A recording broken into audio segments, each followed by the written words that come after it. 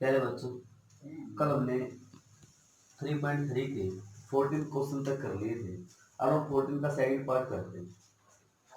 14 का जो second part है उसके अंदर एक मैट्रिक्स दे रखी है अपने पास। मैट्रिक्स की वैल्यू क्या दे रखी है? 1 2 2 2 1 2 2 2 1। ठीक है। अब हमें क्या करना है? ए स्क्वायर माइनस के 4a minus 5y is equal to क्या प्रूव करना है? जीरो मैट्रिक्स बनाना है। तो सबसे पहले हमें किसकी जरूरत है? ए स्क्वायर की। ए स्क्वायर कैसे निकालेंगे? ए स्क्वायर निकालने के लिए हम क्या लिख दे? ए इंटू ए लिख दे। और ए की वैल्यू क्या दे रखी है अपने पास? 1 2 2 2 1 2 2 2 1। एक बार फिर लिख लेते हैं इसको। 1 2 2 2 1 2 2 2 1। ठीक है। अब मैट्रिक्स की मल्टीप्लाई का रूल क्या बताया था? First row first column. इसके साथ मल्टीप्लाई करेंगे तो 1, इसके साथ करेंगे तो कितना हो जाएगा? 4, इसकी मल्टीप्लाई इसके साथ करेंगे तो हो जाएगा 4। First row first column, first row second column, इसके साथ करेंगे तो क्या हो जाएगा? 2, इसकी मल्टीप्लाई इसके साथ करेंगे तो क्या हो जाएगा? 2, इसकी मल्टीप्लाई इसके साथ करेंगे तो क्या हो जाएगा? 4, इसकी मल्टीप्लाई इसके साथ करेंगे तो क्या हो जाएगा? 2, इसकी मल्टीप्लाई इसके साथ करेंगे तो 4, और इसके साथ करेंगे तो क्या हो जाएगा? 2। ठीक है। अब आगे चलते हैं। सेकंड रो फर्स्ट कॉलम, इसकी मल्टीप्लाई के साथ करेंगे तो 2, इसकी मल्टीप्लाई के साथ करेंगे तो 2, और इसकी मल्टीप्लाई के साथ करेंगे कितना हो जाएगा? 4। ठीक है। उसके बाद इसकी मल्टीप्लाई के साथ करेंगे तो हो जाएगा 4, इसकी मल्टीप्लाई के साथ करेंगे तो 1, और इसकी मल्टीप्लाई के साथ करेंगे तो हो जाएगा 4। उसके बाद इसकी मल्टीप्लाई के साथ करेंगे क्या हो जाएगा? 4, इसकी मल्टीप्लाई के साथ करेंगे तो हो जाएगा 2, और इसकी मल्टीप्लाई के साथ करेंगे तो हो जाएगा 2। ठीक है। आगे बढ़ते हैं। थर्ड रो फर्स्ट कॉलम करेंगे, इसकी मल्टीप्लाई से साथ करेंगे तो 2, इसकी मल्टीप्लाई से साथ करेंगे तो 4, इसकी मल्टीप्लाई से साथ करेंगे तो हो जाएगा 2। आगे थर्ड रो सेकंड कॉलम, इसकी मल्टीप्लाई से साथ करेंगे तो 4, इसकी मल्टीप्लाई से साथ करेंगे तो 2, और इसकी मल्टीप्लाई से साथ करेंगे तो हो जाएगा 2। आगे इसकी मल्टीप्लाई से साथ करेंगे तो 4, इसकी मल्टीप्लाई से साथ करेंगे तो 4, और 1 के 1 के साथ करेंगे तो हो जाएगा 1। ठीक है। तो इस मैट्रिक्स को लिख लेता हूँ यहाँ पे।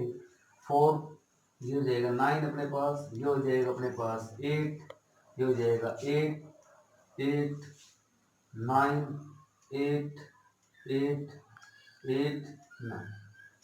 ठीक है। ये अपने पास वैल्यू किसकी? ए स्क्वायर की। उसके बाद हमें क्या चाहिए? 4a। मतलब ए को किससे मल्टीप्लाई कर दे? 4 से। आइडेंटिटी कितने ऑर्डर की है अपने पास? 3 ऑर्डर की। तो आइडेंटिटी कितने ऑर्डर की लेंगे? 3 क्रॉस 3 की।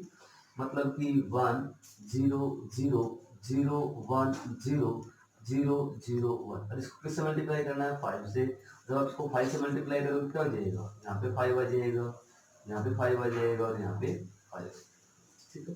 सारी सारी वैल्यूज के अंदर रख दोगे, जो माइनस करना माइनस कर दोगे। ठीक है। उसके बाद आपको क्या रहनी चाहिए? जीरो मैट्रिक्स रहनी चाहिए। ठीक है। ठीक है। आगे बढ़ते हैं। उसके बाद इसका सेकंड पार्ट है ए क्यूब कैसे निकालेंगे? ए स्क्वायर की मल्टीप्लाई किसके साथ कर देंगे? तो ए स्क्वायर की मान लेते हैं वैल्यू आई है, ए क्यूब निकालना तो क्या करेंगे? ए के साथ मल्टीप्लाई कर दे, वही रूल लगेगा। जिस इसकी वैल्यू देखिए उसके अंदर क्या कर देंगे? ठीक है। उसके बाद सेक्शन क्वेश्चन करते हैं। इसी का थर्ड जो पार्ट है उसके अंदर दे रखे है पहले ए स्क्वायर माइनस के 5a प्लस 4i। वैल्यू निकालोगे आप कि ए स्क्वायर माइनस के 5a प्लस 4i, और प्लस क्या दे रखे है? x is equal to 0 matrix. हमने x मैट्रिक्स की वैल्यू निकाल दी। अब आपको दिखाई दे रहा है कि इसकी वैल्यू तो हम पीछे निकालेंगे कैसे? ए स्क्वायर की वैल्यू रख देंगे, ए को किससे मल्टीप्लाई कर देंगे? 5 से। आइडेंटिटी किससे मल्टीप्लाई कर देंगे? 4 से। जैसे आपकी कोई वैल्यू आएगी इसके अंदर पुट कर दे, कोई मैट्रिक्स आएगी अपने पास, प्लस क्या लिख देंगे? x is equal to 0। Plus की मैट्रिक्स उस साइड क्या जाएगी? माइनस की मैट्रिक्स। तो आप इसको ये मैट्रिक्स का नाम दे सकते हो, या कोई भी नाम दे सकते हो। आप बी मैट्रिक्स का नाम दे दिया, plus x is equal to 0। अब प्लस का बी उस साइड क्या हो जाएगा? माइनस का बी। तो इसका मतलब क्या हो जाएगा? माइनस का बी मैट्रिक्स।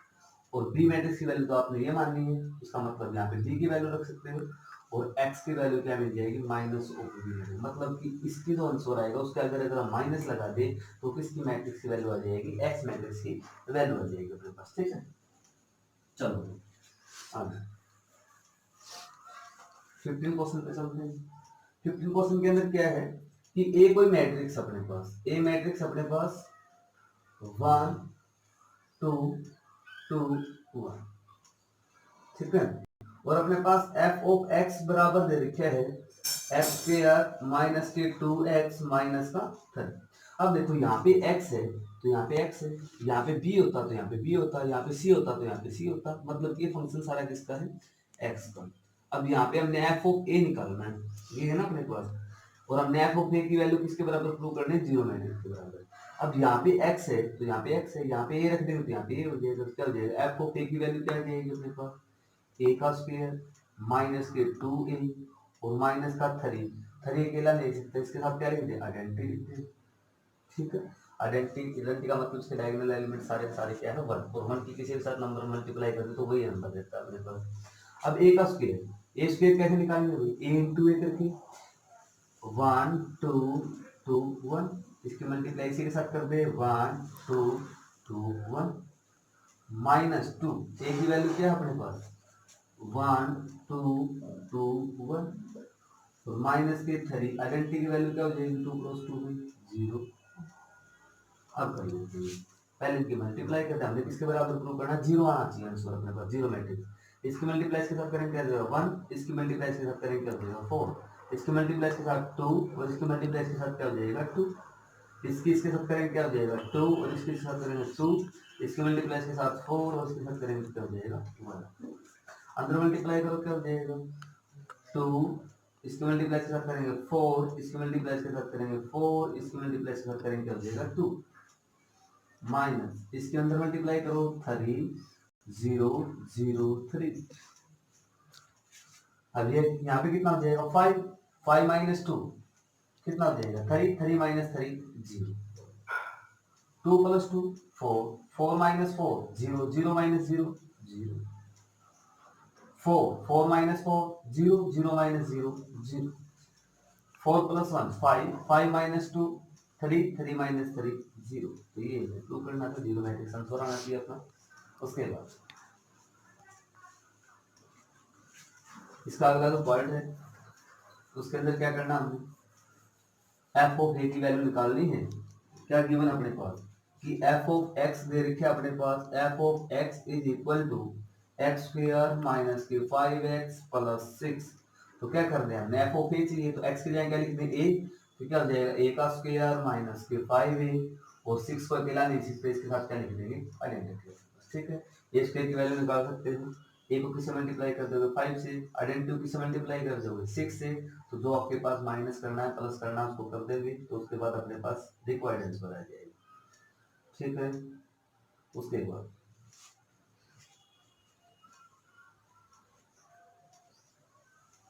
आगे 17 क्वेश्चन कि अपने पास एक मैट्रिक्स दे रखी है ए, इसके अंदर है 2 3 1 और 2, और एक आइडेंटिटी मैट्रिक्स दे रखी है अपने पास 1 0 0 1, ठीक है। Find the value of X and Y, हमने एक्स और वाई की वैल्यू निकालनी है, जबकि ए स्क्वायर की वैल्यू किसके बराबर दे रखी है, एक्स इंटू में ए प्लस वाई इंटू आइडेंटिटी, ठीक है। अब देखो अपने पास ए भी है आइडेंटिटी भी है, इसकी तो मल्टीप्लाई सब्ट्रैक्ट तो करना हमने कर देंगे, लेकिन हमें किसकी जरूरत है ए स्क्वायर की, ए स्क्वायर की वैल्यू कैसे निकालेंगे भाई, ए इंटू ए करके, ए की वैल्यू है 2 3 1 2, तो उसकी मल्टीप्लाई इसी के साथ कर देंगे, क्या जाएगा 2 3 1 2 is equal to X time A की वैल्यू क्या अपने पास 2 3 1 2 प्लस वाई आइडेंटिटी की वैल्यू क्या है 1 0 0 1। अब यहाँ पे कर लेते हैं फर्स्ट कॉलम, इसके साथ मल्टीप्लाई करेंगे 4, इसकी मल्टीप्लाई के साथ करेंगे क्या हो जाएगा 3, इसकी मल्टीप्लाई के साथ करेंगे 6, इसकी मल्टीप्लाई के साथ करेंगे क्या हो जाएगा 6, ठीक है। इसकी मल्टीप्लाई के साथ इसकी मल्टीप्लाई के साथ इसकी मल्टीप्लाई के साथ करेंगे क्या हो जाएगा 2, इसकी मल्टीप्लाई के साथ करेंगे क्या हो जाएगा 2, इसकी मल्टीप्लाई के साथ करेंगे क्या हो जाएगा 3 और इसकी मल्टीप्लाई के साथ करेंगे क्या हो जाएगा 4, इसके अंदर मल्टीप्लाई करेंगे क्या हो जाएगा 2x 3x x और क्या हो जाएगा 2x, इसके अंदर मल्टीप्लाई करो क्या हो जाएगा y जीरो जीरो वन। अब यहाँ पे हो जाएगा अपने पास 7, यहाँ पे हो जाएगा 12, यहाँ पे हो जाएगा 4 और यहाँ पे हो जाएगा 7। दो मैट्रिक्स को ऐड कर सकते हैं हम साइड, तो क्या हो जाएगा 2x plus Y, 3x plus 0 add करेंगे तो कोई फर्क नहीं पड़ेगा, x को ऐड करेंगे तो x हो जाएगा 2x प्लस वाई। अब हमने एक रूल पढ़ रखा है, अगर दो मैट्रिक्स अगर इक्वल तो कॉरस्पॉन्डिंग एलिमेंट्स भी क्या होंगे, इक्वल होंगे। इसका मतलब पहला पहले के बराबर, दूसरा दूसरे के बराबर। तो 7 इज इक्वल टू, पहले एक लाइन लिखनी है आपने, 2x plus 1 and 12 is equal to 3x। तो यहाँ से x की वैल्यू मिल सकती है, 3 से क्या करते हैं डिवाइड करते हैं हम, 3 से डिवाइड करेंगे तो x की वैल्यू कितनी मिलेगी 4, x की वैल्यू यहाँ पे 4 रखोगे तो इसकी वैल्यू मिल जाएगी हमें, y की वैल्यू मिल जाएगी। ठीक है, उसके बाद में इसका जो है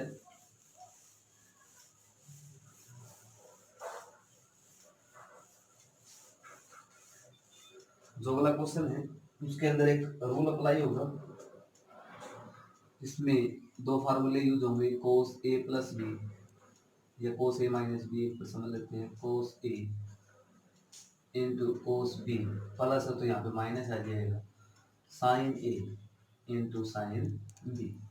ठीक है, यहाँ पे माइनस है तो यहाँ पे प्लस हो जाएगा। ठीक है, similarly sine of A plus B, ठीक है, तो क्या होगा sine A cos B plus है तो plus cos A sine B.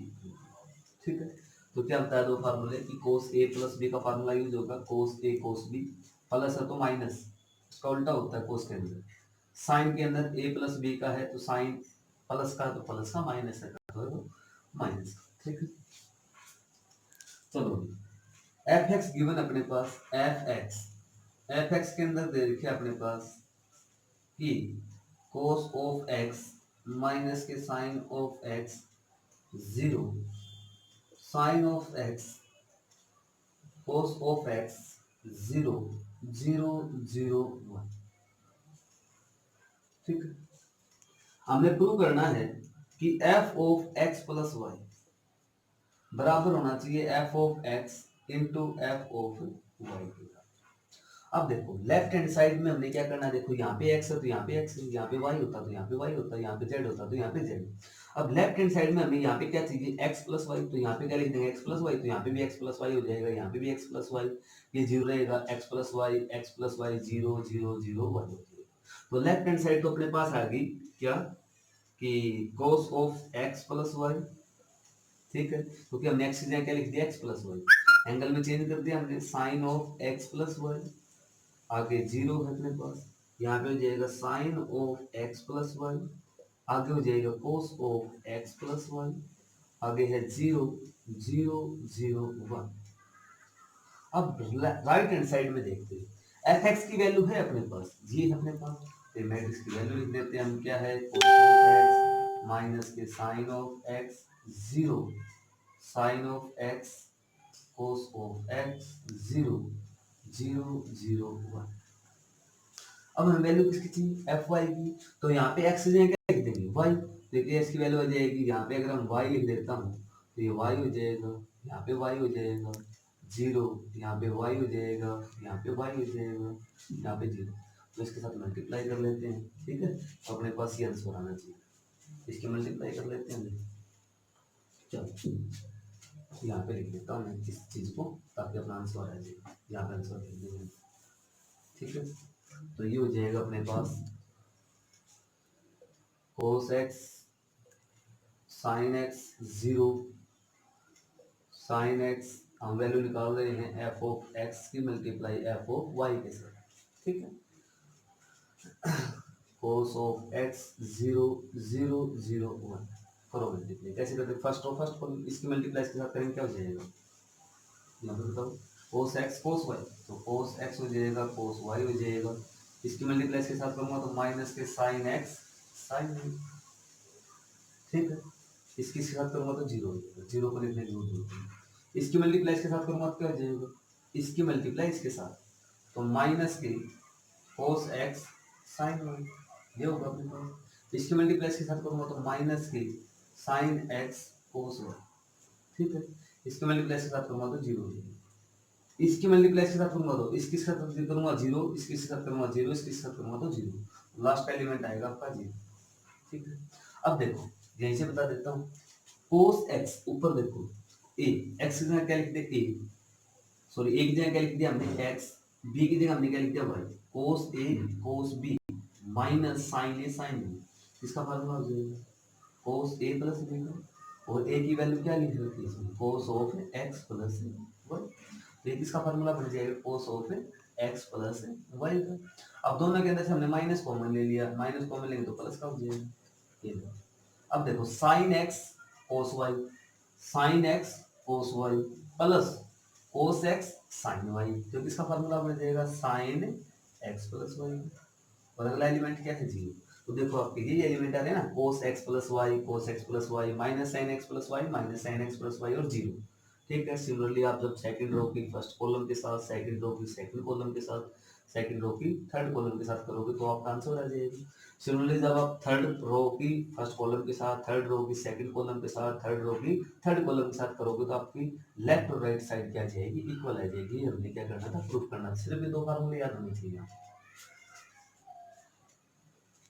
आगे देखते हैं मैथमेटिकल इंडक्शन क्या कहता है। मैथमेटिकल इंडक्शन हमने +1 के 4th चैप्टर में पढ़ा था। उसके अंदर क्या था कि कोई भी हमने फार्मूला प्रूफ करना है तो वो मैथमेटिकल इंडक्शन से भी हम प्रूफ कर सकते हैं। भी कोई फार्मूला हमने बना दिया, उसकी वैलिडेशन चेक करनी है कि ये फार्मूला वैलिड है या अनवैलिड है, तो उसके लिए हम क्या रूल यूज करते थे, मैथमेटिकल इंडक्शन यूज करते थे। और मैथमेटिकल इंडक्शन क्या कहता है कि इस फार्मूले के अंदर वो जर्नलाइज फार्मूला बनाते थे हम, जर्नलाइज का मतलब एन के लिए फार्मूला बनाते थे, और उस एन के अंदर सबसे पहले 1 पुट करते थे, ठीक है। और एन के लिए 1 के लिए अगर वो ट्रू होता था, फिर हम एन की जगह क्या पुट करते थे के, तो वो एन की जगह के के लिए हम ट्रू मान के चलते थे कि ये इसके लिए वैलिड है। उसके बाद हम क्या करते थे, एन की जगह पुट करते थे के प्लस 1, और लेफ्ट और राइट को क्या दिखा देते थे इक्वल। अगर लेफ्ट और राइट इक्वल आ जाते थे तो हम कह देते थे this formula is valid for all result, ठीक है। अब देखो मतलब कि मैथमेटिकल इंडक्शन क्या कहते हैं, मैथमेटिकल इंडक्शन जो है वो किसी फार्मूले को वैलिडेशन प्रूफ करने के लिए यूज करते हैं, ठीक है जनरली। तो इसके लिए सबसे पहले जो अपने पास रूल होगा उसके अंदर n की जगह पहले 1 पुट करेंगे, n की जगह क्या पुट करेंगे 1, फिर n की जगह क्या पुट करेंगे k पुट करेंगे, n की जगह क्या पुट करेंगे k पुट करेंगे, और फिर क्या करेंगे n की जगह पुट करेंगे k प्लस 1। तो लेफ्ट और राइट अगर हमने इक्वल दिखा दी, लेफ्ट हैंड साइड और राइट हैंड साइड अगर हमने इक्वल दिखा दी तो हम बोल देंगे this formula is valid for all the result, ठीक है। तो क्या रूल बताया मैथमेटिकल इंडक्शन के लिए, सबसे पहले n इज इक्वल टू 1 के लिए मानेंगे, और अगर ट्रू है तो लिख देंगे। उसके बाद n is equal to k के लिए हम ट्रू मान के चलेंगे, let us assume the given equation is true for n is equal to 1, ठीक है। फिर हमने क्या करेंगे, we have to prove, we have to prove, इसके अंदर हमने प्रूव करना पड़ेगा, वी हैव टू प्रूव, हमने प्रूव करना है कि given equation is true for n is equal to k plus 1 के लिए क्या होगा ट्रू होगा। अगर लेफ्ट राइट इक्वल आ जाएगी तो हम बोल देंगे this formula is valid for all the nth result या फॉर जनरल रिजल्ट, ठीक है। तो इसका 19 क्वेश्चन पढ़ लेते हैं हम क्या दिया। 19 क्वेश्चन के अंदर दे रखी अपने पास a की वैल्यू, a अपने पास है 3 माइनस 4 1 माइनस, ठीक है।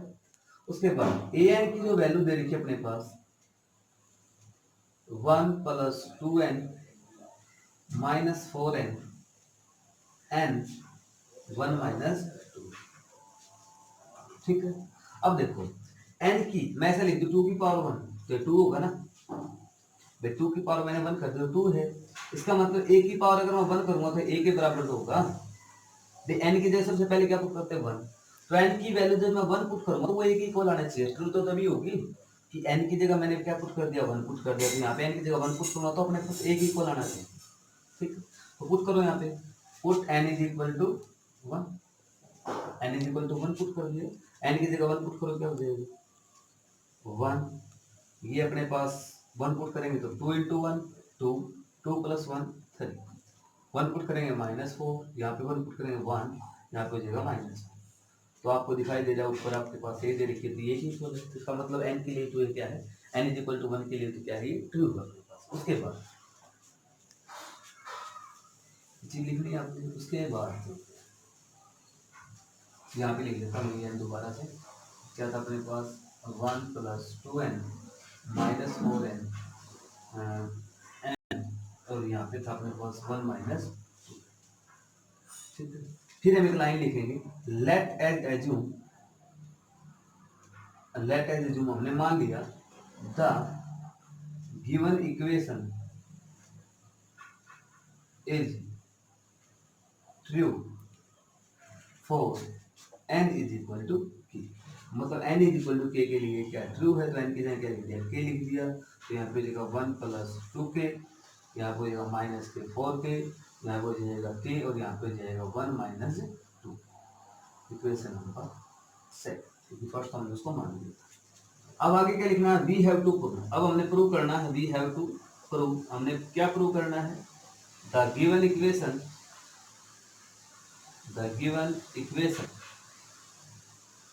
Is true for n is equal to k plus 1। मतलब गिवन इक्वेशन जो है वो ट्रू है किसके लिए, n is equal to k plus 1। तो इसके अंदर पुट करो n की जगह k प्लस 1, तो यहाँ पे लिख दिया हमने 1 प्लस 2 इंटू के प्लस 1, ये हुआ ना। आगे पुट करो -4 इंटू के प्लस 1 हो जाएगा। आगे यहाँ पे पुट करेंगे तो के प्लस 1 हो जाएगा। इसमें रखेंगे तो क्या हो जाएगा 1 माइनस 2 इंटू के प्लस, इसको सोल्व कर देते हैं। सोल्व करेंगे तो क्या हो जाएगा 2k प्लस 2, तो ये कितना हो जाएगा 2k प्लस 3 हो जाएगा, 1 यहाँ पे ऐड हो जाएगा। इसके अंदर मल्टीप्लाई नहीं करते, k प्लस 1 हो जाएगा। जहाँ पे k प्लस 1 है, इसको सोल्व करने की जरूरत नहीं है। इसको अंदर मल्टीप्लाई करेंगे -2k माइनस 2, तो क्या रह जाएगा -2k माइनस 1। मतलब ये अपना आंसर ये आना चाहिए। अब इसको मैं ऐसा लिख सकता हूँ ना, अब ऐसा लिख सकता हूँ, देखो 2 की पावर n प्लस 2 है, इसको मैं ऐसा लिख सकता हूँ 2 की पावर n और 2 की पावर 2, बेस से मैं पावर अलग अलग कर सकते हैं। इसका मतलब इसके a की पावर k तो अलग कर दे, a की पावर 1 अलग कर दे। a की पावर k की वैल्यू क्या अपने पास ये है, तो लिख देते हैं इसको यहाँ पे 1 plus 2k minus 4k k 1 minus 2k।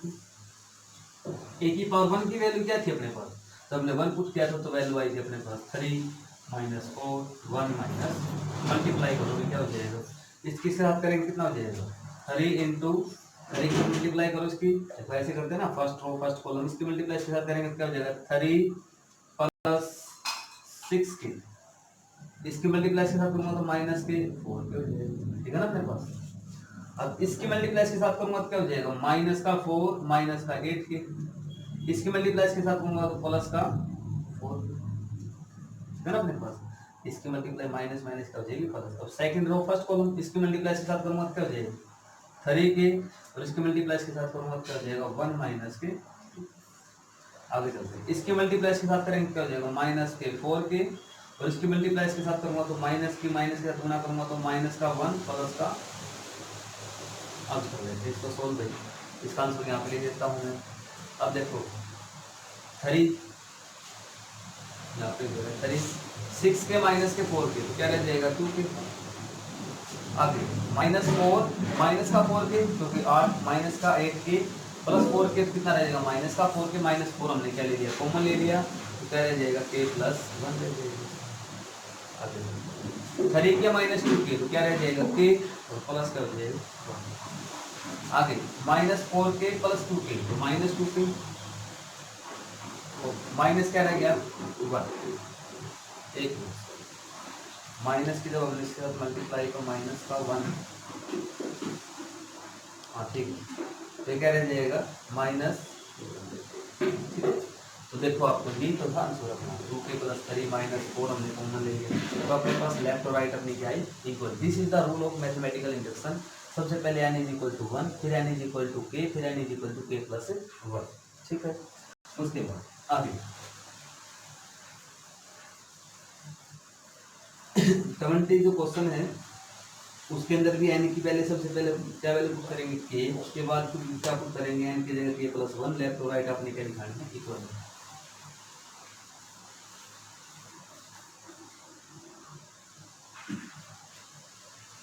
इसके अंदर एक रूल यूज होगा, आइटा, आइटा की पावर वन जो है उसकी वैल्यू होती है root of minus one. Iota की पावर दो कर दी तो क्या लिख दे minus one into minus one, क्योंकि इसको ऐसा लिख सकते हैं आइटा इंटू आइटा, और आइटा की वैल्यू क्या है माइनस वन, इसकी वैल्यू क्या है माइनस वन। ठीक है, बेस सेम पावर क्या हो जाएगी ऐड हो जाएगी, हाफ पावर ये हो जाएगी अपने पास। बेस सेम पावर ऐड हो जाएंगी तो half power plus half power, तो माइनस वन की पावर कितनी जाएगी वन, और माइनस वन की पावर वन कितनी हो जाएगी माइनस वन। उसके बाद आइटा की पावर थ्री की वैल्यू निकालोगे तो क्या हो जाएगा आइटा की पावर दो इंटू आइटा, आइटा की पावर दो की वैल्यू कितनी है माइनस वन, और इसके साथ क्या लिख दे आइटा, तो क्या हो जाएगा माइनस आइटा। आइटा की पावर फोर लिखेंगे तो iota square into iota square लिख देंगे, आइटा स्क्वायर की वैल्यू माइनस वन और इसकी वैल्यू माइनस वन, दोनों को मल्टीप्लाई करेंगे क्या जाएगा वन। तो इसके अंदर यूज करेंगे आइटा स्क्वायर की value minus one, iota cube की वैल्यू जहाँ पे आएगी माइनस आइटा लिख देंगे, आइटा की पावर फोर की वैल्यू जहाँ पे आएगी वहाँ पे क्या लिख देंगे वन लिख देंगे, आइटा सिंगल नहीं आएगा इसमें। उसके बाद 70 क्वेश्चन करते हैं। कहता थ्री शॉपकीपर हैं A B and C go to store to buy stationery. A purchase, जो ए है तीन शॉपकीपर हैं ए बी और सी। ठीक है, ए जो है वो 12 दर्जन तो क्या खरीदता है, तो बुक खरीदता है। ठीक है, लिख देते हैं यहाँ पे, और पेन, और एक क्या खरीदता है पेंसिल। ठीक है, ए जो है वो क्या करता है 12 दर्जन, 12 दर्जन तो खरीदता है बुक, 5 दर्जन जो है वो खरीदता है पेन, और 6 दर्जन खरीदता है पेंसिल। ठीक है, उसके बाद बी जो है वो 10 दर्जन तो खरीदता है बुक, 6 दर्जन खरीदता है पेन, और 7 दर्जन खरीदता है पेंसिल। उसके बाद जो सी है वो है 11 दर्जन तो खरीदता है बुक, 13 दर्जन पेन, और 6 दर्जन पेंसिल। ठीक, आगे बढ़ते हैं। ए नोटबुक कॉस्ट, एक जो बुक है उसकी जो कॉस्ट है वो अपने पास 40 पैसे। ठीक है, तो पैसों को रुपए में बदलेंगे 100 से भाग दे देंगे तो कितना आ जाएगा 0.4।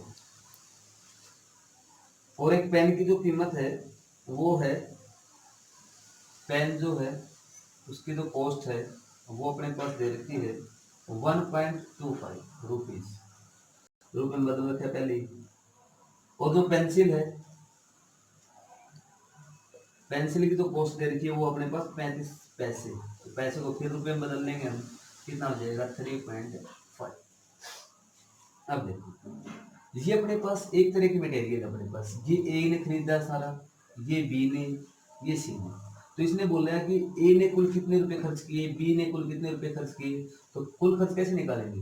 देखो दर्जन है, एक दर्जन में कितने बुक होती है 12, तो 12 से मल्टीप्लाई कर दिया, इसको भी 12 से मल्टीप्लाई कर दिया, क्योंकि दर्जन में लिख रखी थी अभी तक मैंने।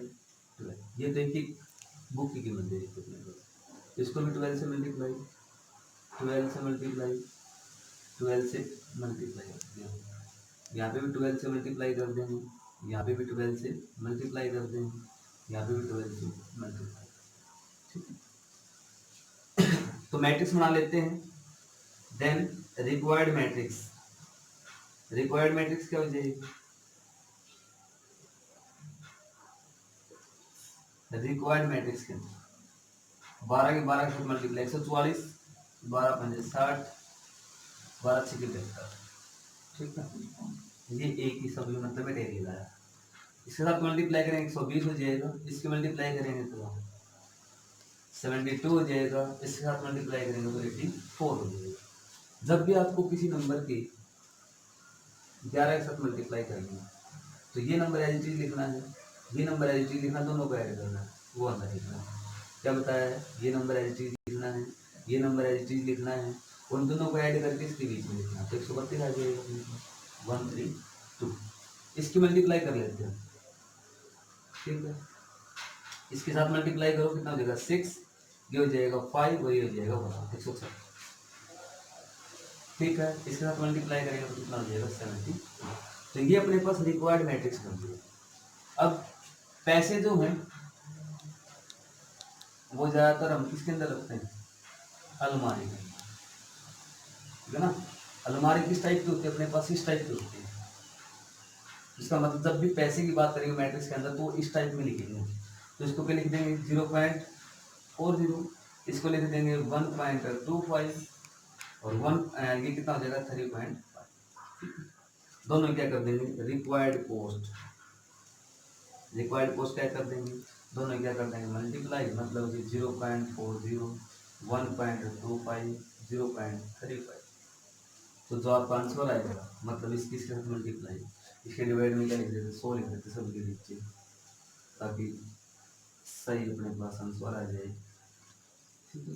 इसकी मल्टीप्लाई इसके साथ करेंगे तो कितना हो जाएगा, तो 44 गुणा में 40/100, इसकी मल्टीप्लाई इसके साथ करेंगे तो 60 गुणा में 125/100, प्लस इसकी मल्टीप्लाई इसके साथ करेंगे तो कितना हो जाएगा 72 गुणा में 35/100, ऐड मल्टीप्लाई कर सकते हो। तो ये किसकी कॉस्ट आ जाएगी, पहले कौन दिया था हमने ए, तो ये टोटल किसका खर्चा आ जाएगा, ए का कॉस्ट आ जाएगी अपने, ठीक है। तो कॉस्ट निकालने के लिए हमने क्या किया, जो भी अपने पास मैट्रिक्स बनाई अपने पास, जो जो दे रखा था ए वाले इकट्ठे लिख दिए, बी वाले एक रो में लिख दिए, सी वाले एक रो में लिख दिए। क्लास में भी ऐसे ही करते ना, जैसे ये 8th क्लास है, ये 9th क्लास है और ये 10th क्लास, ठीक है। रूल क्या कहता है कि 8th वाले एक क्लास में बैठेंगे, 9th वाले एक रो में बैठेंगे, 10th वाले एक रो में बैठेंगे। तो यही तो हमने किया, इनको रो बोलते हैं। तो हमने क्या कर दिया, ए वाले सारे एक रो में लिख दिए, बी वाले सारे एक रो में कर दिए और सी वाले एक रो में कर दिए, ठीक है। अब मैंने पैसे के लिए रूल क्या बताया है कि पैसे जब भी बात करेंगे, पैसे हमेशा देखो जरूरी याद करने का तरीका कि पैसे ज़्यादातर हम किसमें रखते हैं, अलमारी में रखते हैं। अलमारी किस टाइप की होती है, इस टाइप की, तो इस ऐसे पैसे रखेंगे हम, क्योंकि मल्टीप्लाई करते हैं हमने, ठीक है। इसकी मल्टीप्लाई इसके साथ कर देंगे तो बी की पोस्ट आ जाएगी, इसकी मल्टीप्लाई इसके साथ करेंगे तो इसकी पोस्ट आ जाएगी, सी की पोस्ट आ जाएगी, मल्टीप्लाई दो आपने कर दिया, ठीक है। उसके बाद हम क्वेश्चन नंबर 22, ठीक है। इसके अंदर क्या है कि देयर आर 3 फैमिली, 3 फैमिली अपने पास। फैमिली ए के जो अंदर है, फैमिली ए जो है उसके अंदर 2 तो मैन है, ठीक है, 3 वोमेन है और 1 चाइल्ड है,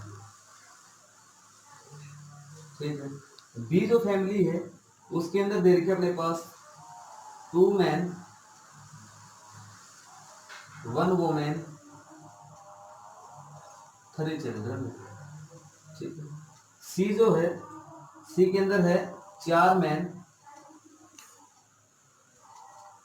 2 वोमेन और 6 चिल्ड्रन, ठीक है।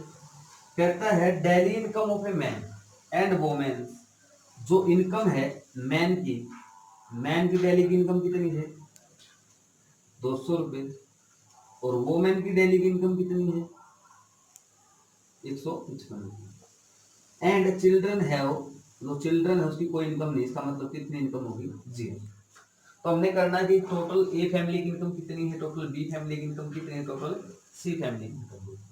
एक तो अपना रूल क्या कहता है कि एक आदमी कमाता है एक दिन में 200 रुपये, तो 2 आदमी कितने कमाएंगे 400, एक वोमेन कितनी कमाती है 155 रुपये, 3 कितनी कमाएंगे, मतलब कि मल्टीप्लाई कर देंगे, ठीक है। चिल्ड कोई भी नहीं कमाता, 0 हो जाएगा, तो 400 इसकी मल्टीप्लाई करो कितना हो जाएगा 5 के 15 15 और 1 16 और यहाँ पे हो जाएगा 4। जब इसको आप ऐड करोगे तो कितना हो जाएगा 865। तो मतलब कि आपका आंसर आएगा, लेकिन हमने इसको तो मैट्रिक्स मेथड से सोल्व करना है। सिमिलरली हम बी के लिए निकाल सकते हैं, 200 को 2 से मल्टीप्लाई कर देंगे, इसको इससे मल्टीप्लाई कर देंगे, कितना आ जाएगा अपने पास जो भी आंसर आएगा, ठीक है। और चिल्ड्रन की कोई इनकम नहीं है, सिमिलरली इसके लिए कर सकते हैं, लेकिन हमने इसको किससे सोल्व करना है, मैट्रिक्स मेथड से। अब मैट्रिक्स मेथड क्या कहता है, रिक्वायर्ड मैट्रिक्स बनाओ पहले, तो रिक्वायर्ड मैट्रिक्स, तो रिक्वायर्ड मैट्रिक्स क्या हो जाएगी, ए वाला एक लाइन में लिख देते हैं 2 3 1 2 1 3 4 2 6 फॉर इनकम। इनकम कितनी है भाई इसकी? इनकम पैसे की जब भी हम बात करते हैं इसके अंदर लिखेंगे कॉलम मैट्रिक्स के अंदर। क्यों? क्योंकि लिखने का मैंने यूज बताया था, ठीक है। अलमीरा के अंदर रखते हैं तो ये जाएगा 155 और ये जाएगा 0। तो रिक्वायर्ड इनकम कैसे निकालेंगे? रिक्वायर्ड इनकम कैसे करें भाई? 2 3 1 2 1 3 4 2 6 ये है ना अपने पास। चलो 4 2 6 ये मल्टीप्लाई कर दिया हमने 200 155 0। जब आप इसकी मल्टीप्लाई करोगे इसकी मल्टीप्लाई इसके साथ 400, ठीक है। इसकी मल्टीप्लाई इसके साथ करोगे तो कितना हो जाएगा? और पीछे भी किया था अपने पास 3 × 155 0। ये किसकी टोटल इनकम आ जाएगी? ए फैमिली की आ जाएगी। क्योंकि पहले हमने किसको लिखा? ए फैमिली को। ये किसकी आ जाएगी? बी फैमिली के लिए किसकी आ जाएगी? सी फैमिली, ठीक है। तो प्यारे बच्चों हमने 3.3 कंप्लीट कर ली है और 3.4 आज हम शुरू करेंगे, जिसके अंदर में ट्रांसपोज ऑफ मैट्रिक्स पढ़ेंगे। ट्रांसपोज ऑफ मैट्रिक्स क्या होता है? ट्रांसपोज करना, किसी मैट्रिक्स की रो को किसमें चेंज करना? कॉलम के अंदर चेंज करना, that is transpose of matrix. बस थोड़ा सा काम करेंगे इसके अंदर, ज़्यादा नहीं बताएंगे, बेसिक बेसिक सा बताएंगे इसके अंदर, ताकि अब जब हम 3.4 स्टार्ट करें तो आपको कोई दिक्कत ना हो। ट्रांसपोज ऑफ मैट्रिक्स क्या होता है? Transpose of a matrix, transpose A कोई मैट्रिक्स दे रखी है आपको, कोई भी मैट्रिक्स दे रखी है, मान लेते हैं इसका ऑर्डर है n क्रॉस, ठीक है। तो ट्रांसपोज का मीनिंग क्या है कि किसी मैट्रिक्स के रो को किसमें चेंज करना? कॉलम में चेंज करना। ट्रांसपोज तो मतलब लिख देते हैं transpose of a matrix is changing the row into column or vice versa। कहने की बात ये है कि transpose of a matrix changing the row को किसमें बदलना? कॉलम के अंदर, या वाइस वर्सा, या मतलब कॉलम को किसमें बदलना? रो के अंदर चेंज करना, वाइस वर्सा मैंने लिख दिया। तो उसको क्या कहेंगे हम? Transpose of a matrix. Symbol क्या होगा? ए के ऊपर जैसे आप डैश लगाओगे तो that is A transpose of a matrix, मतलब कि आपने क्या कर दिया? ए का ट्रांसपोज कर दिया, या आप इसको ए की पावर टी लिख सकते हैं। टी का मतलब ट्रांसपोज। क्या बताया? दो सिंबल यूज करेंगे। ए के ऊपर अगर आपने डैश लगा दिया तो that is A transpose of matrix, या ए के ऊपर जब आपने टी लगा दिया तो वो भी क्या हो जाएगा? ट्रांसपोज ऑफ ए मैट्रिक्स हो जाएगा आपके पास। अब फॉर एग्जांपल मैं लिख लेता हूं मैट्रिक्स 2 1 3 4, ठीक है। पहले ऑर्डर बता सकते हो इसका कितना होगा? 2 क्रॉस से 2 होगा। अब जैसे ही आपने ए का ट्रांसपोज किया तो मैंने क्या बताया? रो आपकी 2 1, इसको लिख दोगे 2 1 ऐसे। रो को किसमें बदल दिया? कॉलम के अंदर। इसको लिख दो 3। बात समझ में आई है? नहीं? 2 क्रॉस 2 बस नहीं। तो ट्रांसपोज क्या बताया है कि रो को किसमें बदल दिया? कॉलम के अंदर चेंज कर दिया, that is transpose of a matrix हो जाएगा। एक रूल है इसके अंदर कि किसी मैट्रिक्स का ट्रांसपोज कर दे तो उसी मैट्रिक्स के बराबर आएगा। हमने ट्रांसपोज निकाल दिया, इसका एक बार ट्रांसपोज और कर देते हैं भाई। एक बार ट्रांसपोज और करो, क्या हो जाएगा? रो को किसमें बदलना है? कॉलम में। तो ये रो है तो क्या हो जाएगा? कॉलम में बदल दिया, 2 3 लिख दिया। ये रो कॉलम में लिख दो, 1 और 4 हो जाएगा। तो ये किसकी वैल्यू थी? ए के बराबर थी। तो कहने की बात ये है कि किसी मैट्रिक्स का ट्रांसपोज कर दे तो उसी मैट्रिक्स के इक्वल हो जाएगा बस, ठीक है। उसके बाद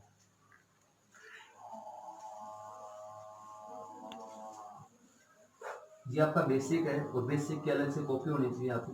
बेसिक के अंदर वो सारी चीज लिखनी है जो मैं यहाँ पे एक्सरसाइज स्टार्ट करने से पहले लिखवाता हूँ। उसके बाद जब आपको दो मैट्रिक्स को ऐड करना है, ट्रांसपोज करोगे तो आपके पास दो रूल है, ए का ट्रांसपोज, बी का ट्रांसपोज। ये क्या कहता है कि या तो पहले आप ए और बी को ऐड करो फिर उसका ट्रांसपोज कर दो, या क्या कहता है कि पहले ए का ट्रांसपोज कर दो फिर बी का ट्रांसपोज कर दो फिर दोनों को ऐड कर दो तो भी आंसर दोनों का क्या आएगा? इक्वल आएगा। कहने की बात ये है कि जैसे हमने ए बी का ट्रांसपोज दे रखा है तो पहले या तो आप ए और बी को क्या करोगे? ऐड करोगे, फिर उसका क्या कर दोगे ट्रांसपोज। ट्रांसपोज का रूल क्या बताया, रो को किसमें बदल दोगे कॉलम के अंदर। जब आप क्या करोगे पहले ए का ट्रांसपोज निकालोगे फिर बी का ट्रांसपोज, दोनों क्या कर दोगे ऐड कर दोगे। ऐड कैसे करते हो, पहले पहला दूसरे में दूसरा तीसरे में तीसरा। ऐड आप तभी कर सकते हो जब दोनों का ऑर्डर क्या होना चाहिए, सेम होना चाहिए। उसके बाद सेम रूल माइनस के अंदर है कि ए माइनस बी है उसका ट्रांसपोज करना आपने, तो क्या हो जाएगा ए का ट्रांसपोज माइनस बी का ट्रांसपोज, ठीक है। उसके बाद जैसे ए और बी की मल्टीप्लाई करनी है उसका ट्रांसपोज करना है, तो इसका रूल क्या कहता है कि बी का ट्रांसपोज इनटू ए का ट्रांसपोज, इसमें उनका रूल क्या बताया है। या तो आप पहले ए और बी की मल्टीप्लाई कर लो, कोई ना कोई आंसर आएगा आपका। ए और बी की मल्टीप्लाई हमने 3.3 के अंदर पढ़ा है कि दो मैट्रिक्स से मल्टीप्लाई कैसे करते हैं, first row first column, first row second column, ठीक है। तो या तो आप दोनों मैट्रिक्स की पहले मल्टीप्लाई करोगे फिर उसका ट्रांसपोज करोगे। ट्रांसपोज कैसे करते हैं, रो को किसमें बदल दोगे, कॉलम के अंदर ट्रांसपोज बदल दोगे। या आप क्या करोगे पहले बी का ट्रांसपोज फिर ए का ट्रांसपोज, दोनों क्या कर दोगे मल्टीप्लाई, पहले बी को फिर ए को, फिर जो आंसर आएगा लेफ्ट और राइट आपकी आएगी हमेशा इक्वल आएगी अपने पास, ठीक है। तो ये कुछ एक इसके अंदर प्रोबेबली है जो आपकी एक्सरसाइज के अंदर यूज होंगी कि ए प्लस बी का ट्रांसपोज क्या होगा, ठीक है। ए बी मल्टीप्लाई करो उसका ट्रांसपोज क्या होगा, तो वो किसके बराबर होगा, बी का ट्रांसपोज इनटू ए का ट्रांसपोज, ठीक है। अब आपके दिमाग में चल रहा सब्जी दो वाला तो गलत, तीन वाला और कर लेते हैं, ट्रांसपोज कैसे करेंगे। तीन वाली कोई मैट्रिक्स ले ली मैंने, 1 2 3 4 5 6 7 8 9, इसका ट्रांसपोज करना है जी, तो ए का टी लिख दिया या ए की पावर क्या लिख दे, डैश लिख दिया, ठीक है। अब करो जी, रो को किसने बताया, कॉलम में चेंज करना, तो क्या हो जाएगा 1 2 3, रो कॉलम में 4 5 6 7 8 9, ठीक है। तो ये that is transpose of a matrix, ठीक है। तो प्यारे बच्चों ये 3.4 का बेसिक था, ठीक है। और कुछ क्वेश्चन जो हम करेंगे तब बेसिक करेंगे उसका। हाँ एक रूल होता है कि अगर किसी मैट्रिक्स का हमने क्या कर दिया ट्रांसपोज कर दिया, ठीक है, और उसी मैट्रिक्स के बराबर आ जाए, क्या बताया, किसी मैट्रिक्स का हमने ट्रांसपोज कर दिया वो उसी मैट्रिक्स के बराबर आ जाए, तो उस मैट्रिक्स को, इस मैट्रिक्स को हम बोलेंगे सिमेट्री मैट्रिक्स, सिमेट्री मैट्रिक्स, ठीक है। इसकी डेफिनेशन बनानी हो तो क्या बनाओगे, A matrix is said to be symmetry matrix if, कब, जब ए का transpose is equal to that matrix, ठीक है। तो इसकी डेफिनेशन क्या लिखोगे आप, A matrix is said to be a symmetry matrix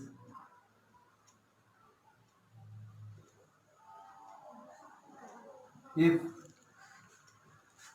transpose of that matrix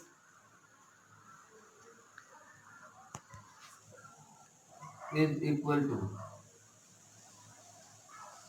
that matrix।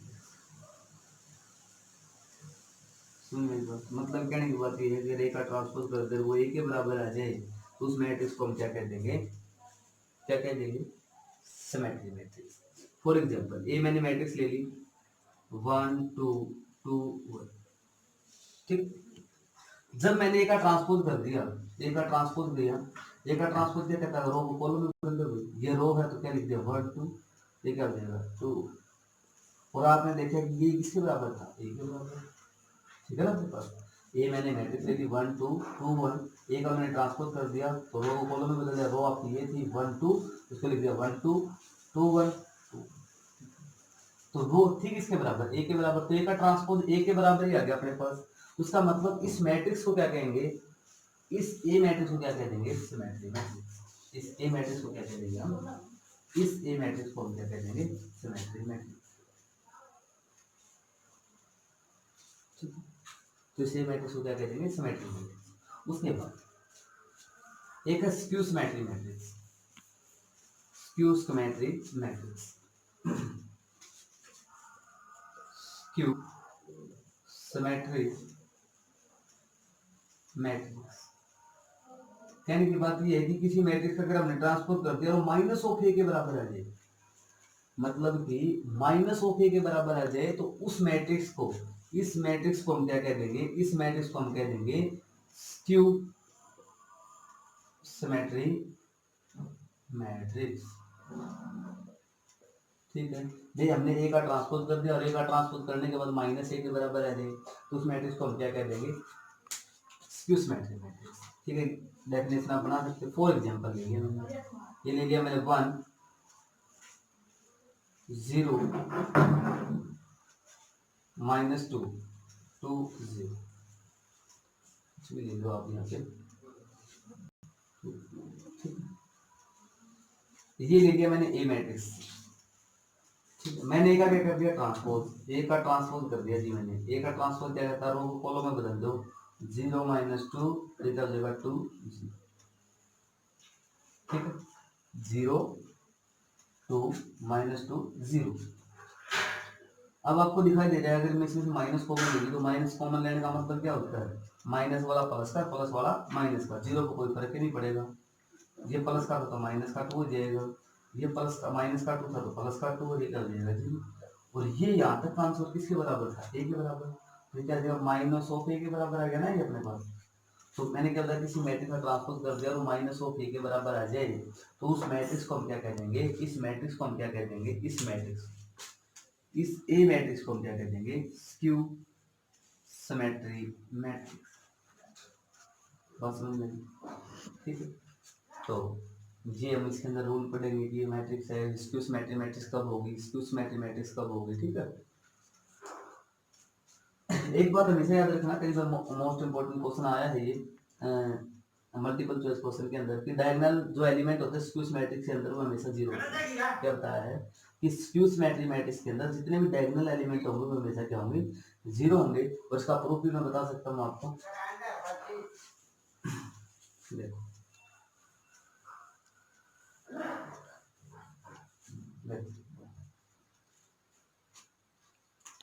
ये अपने पास ए आई जे, ठीक है, ये अपने पास क्या है, ए आई जे। अब देखो ए आई जे मतलब कि ए कोई मैट्रिक्स है और इसको मैं ए आई जे से लिखता हूँ, A11 A22 ऐसे लिखते हैं ना, 2 क्रॉस 2 की, तो A11 हो जाएगा, A12 हो जाएगा, A21 और A22 ऐसे एलिमेंट लिखते हैं। मतलब कि ए को रिप्रेजेंट करते स्मॉल ए आई जे से। अब ए का ट्रांसपोज क्या कहता है, ए का ट्रांसपोज कर दिया जी मैंने, क्या कर दिया, रो को कॉलम में बदल दिया जी, जे और 1 लिख दिया, जे यहाँ पे आ जाएगा, आई यहाँ पे चला जाएगा। ठीक है, तो अपने पास skew symmetry matrix, skew symmetry matrix क्या होती है, ए का ट्रांसपोज माइनस ऑफ ए के बराबर होता है। हमने ये प्रूव करना है कि इसके सारे डायगोनल एलिमेंट क्या होंगे, जीरो होंगे। तो ए का ट्रांसपोज हमें पता है जी, स्क्यू सिमेट्री मैट्रिक्स के अंदर, स्क्यू सिमेट्री मैट्रिक्स के अंदर जो ए का ट्रांसपोज है वो माइनस ऑफ ए के बराबर होता है, तो मैंने ये लिख दिया। अब ए का ट्रांसपोज किसके बराबर है, ए जे आई के बराबर। ठीक है, माइनस ए की वैल्यू क्या है अपने पास, ए आई जे।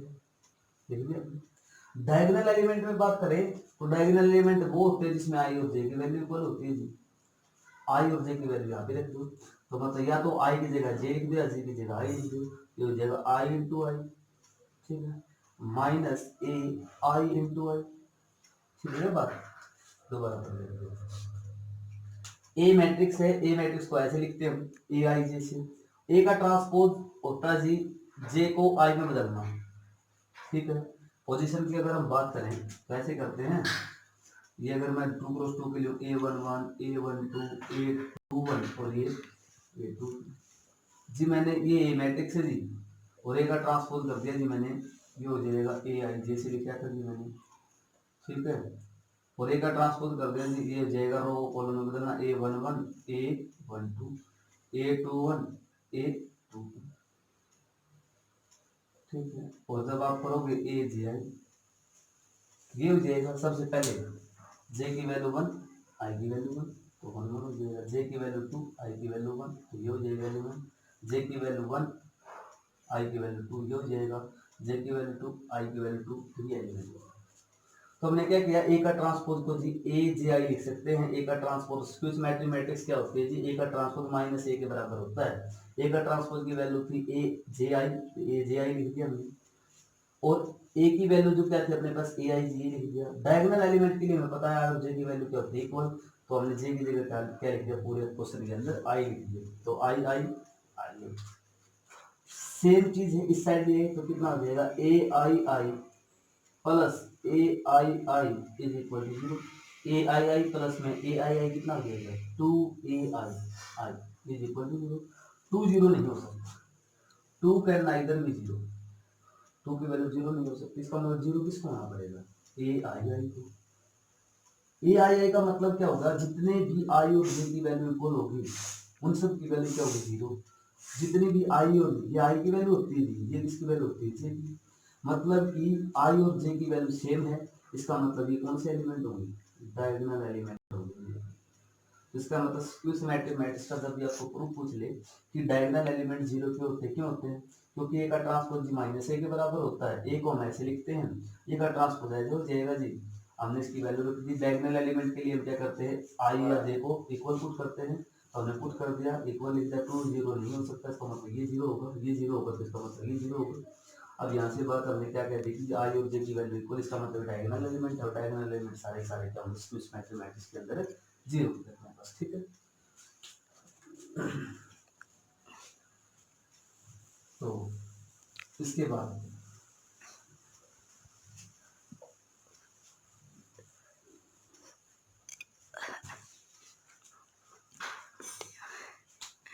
ठीक है, तो आज के लिए इतना ही, बाकी कल करेंगे, ठीक है।